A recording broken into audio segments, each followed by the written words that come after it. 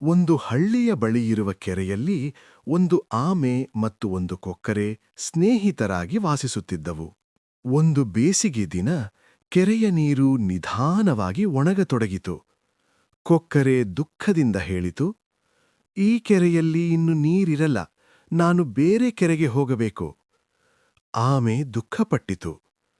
ನಾನು ನಡೆಯುತ್ತಾ ದೂರ ಹೋಗಲು ಆಗುವುದಿಲ್ಲ ಎಂದಿತು. ಕೊಕ್ಕರೆ ಸ್ವಲ್ಪ ಯೋಚಿಸಿತು. ಅದಕ್ಕೆ ಒಂದು ಯೋಚನೆ ಬಂತು.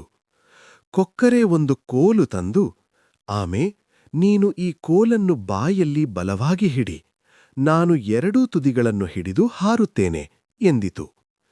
ಆಮೆ ಸಹ ಒಪ್ಪಿಕೊಂಡಿತು. ಆದರೆ ಮಾತನಾಡಬೇಡ ಎಂದು ಕೊಕ್ಕರೆ ಎಚ್ಚರಿಸಿತು. ಅವರು ಹಾರುತ್ತಾ ಹೋಗುತ್ತಿದ್ದಾಗ ಕೆಳಗಿನ ಜನರು ಆಶ್ಚರ್ಯದಿಂದ ನೋಡಿದರು.